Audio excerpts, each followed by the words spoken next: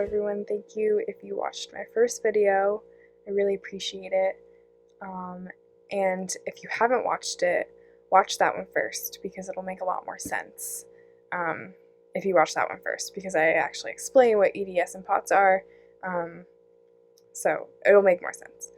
But for this video, I wanted to talk about my story, my diagnosis process, which was very long, which unfortunately is not uncommon.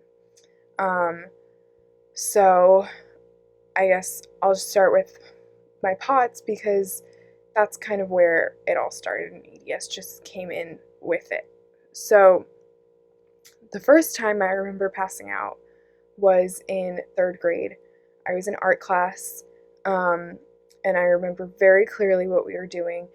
Anyone who went to CRS, we were making the dragon for May Day. We were studying China. And I remember feeling dizzy and nauseous, but I didn't know what was happening. I never passed out before. I was in 3rd grade.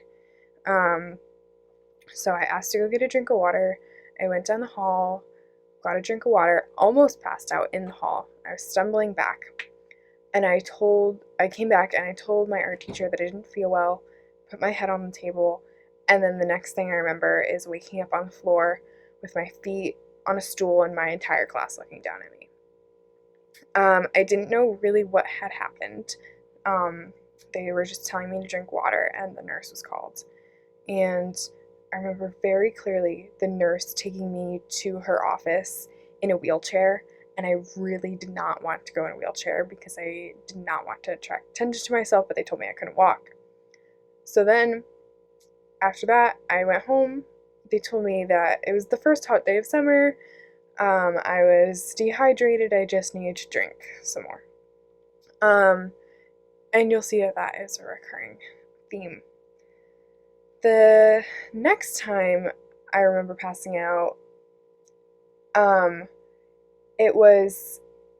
don't really remember passing out that often in like elementary/middle school. I don't think I did, but I do remember often feeling dizzy, especially after I woke up in the morning, especially when I slept in late. When I would go to stand up, I would get really dizzy and feel like I was about to pass out, but never actually did. But I remember my next time actually passing out was freshman year of high school. I was in the dermatologist's office. We were checking out, making a new appointment, and I remember I started to get that feeling again of dizziness and nausea, and it's hard to explain what it feels like to pass out, but you get super dizzy, super nauseous, and like my vision goes from the outside to inside like black, and it kind of feels like you're falling into something. I can't really explain it, but I was getting that feeling, and I told my mom that I needed to sit down and that I didn't feel well. I put my head against the wall, and then the next thing I remember, I was on a bed in a room with an ice pack on my head. And because I was in a doctor's office, they had me go to the ER just to make sure everything was fine so they wouldn't get in trouble, basically. And so we got to the ER. Again, I didn't want to go into an ambulance because I didn't really know what was happening. I was scared. I also, again, didn't want to attract attention to myself. I was embarrassed. So I didn't want to go in an ambulance, but we went to the ER. I didn't want to go to the ER even, but then they made me. And they did tests of my heart, all of that stuff, and they just said that I had an irregular heartbeat and maybe I was a little dehydrated. Again, it's a recurring theme. So I went home. They said, just drink a lot of water, don't worry about it. And I remember very clearly after that time passing out, I didn't feel well for days. Like, I was dizzy for days, and they were just like, oh, you probably just have a virus. It'll go away. And it didn't go away, so we were like, okay, I guess that's what's happening. Then The next time I remember passing out was my junior year of high school. It was in April, right around my birthday, and I was getting an MRI for my hip surgery, which I later had to get.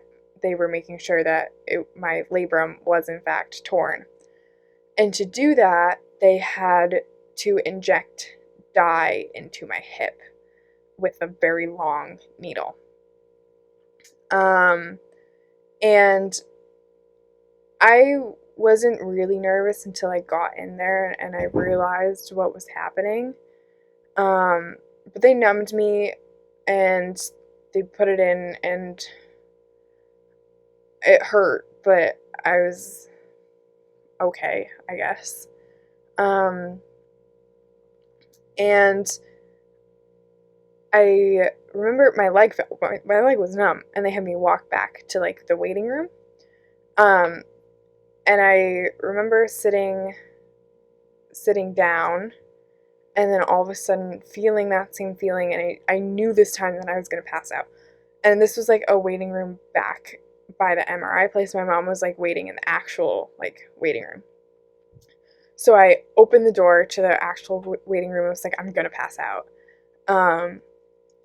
So she took me back. I don't remember if I actually passed out or if I was close, but something that has been happening more recently when I pass out is that I throw up after. That's not uncommon. I think some doctors have told me that that's often a reaction people get after they pass out. So I knew that was about to happen. And I was also, when I pass out, I feel really hot, like just dripping in sweat. I don't remember if I actually passed out. I was close if I didn't. And then I threw up. And I still had to go into the MRI machine to do the MRI. That was pretty horrible. But that was a rough day. And I had lunch for my birthday with all my friends directly after that. That was a day. And then this is when it started to get more frequent. Later, I think around the same time, I think it was in March maybe. So maybe before this. I don't remember the exact order of my passing out history, but around the same time, I was getting my prom dress hemmed. This is the most embarrassing story out of all of my passing. Actually, all of them are pretty embarrassing. They all happen in public. I never pass out at home. I always pass out in public. But I was getting my prom dress hemmed. And I had heels on so they could hem my dress and everything. And then just all of a sudden, I got that feeling. I knew what was about to happen. I turned around and I said, I'm going to pass out. I sat down. I don't remember if I actually passed out, but I was at least close. I think this was before my MRI incident, because for the MRI incident, I knew that I was going to throw up. This time, it just kind of happened. And I was in my prom dress. And yes, it went all over my prom dress. And luckily, I was getting it hemmed at a cleaner's. And they're the nicest people. And it was really bad. And again, it was played off as it was in the morning, maybe you're dehydrated, maybe it's something you ate, but it's fine. People pass out. It happens. And again, throughout all of this, I feel like I'm going to pass out very often. I don't actually pass out. But the feeling is there a lot. And now that I've passed out X amount of times, I know when the feeling's coming on, so I know how to stop myself and sit down and put my head between my legs. So I'm passing out a lot less frequently now that I can recognize when I'm about to pass out. Most recently, it was this past summer, I was making cupcakes. And it's not like I was standing for hours on end. And all of a sudden, I got that feeling, and I sat down, and my dad was like, "Are you okay?" And I said, "I'm about to pass out." And this time I caught myself, but I was very close. And that was kind of the last straw when we were like, something's wrong, because I had been drinking all day, I'd been eating all day. I was just making cupcakes. Like, I was under no stress. I didn't have any pain. So that was when we were like, okay, this is something more. Throughout the summer, I had been working out and doing physical therapy to get after my surgery. And I was feeling like I was going to pass out a lot more frequently when I was working out, which is normal for some people, but it was almost every time. And very frequently. So that was when my mom called the doctor and was like, something's wrong and we need to figure this out before she goes off to college, because I don't want her passing out randomly when she's away. So that was when the actual diagnosis process started.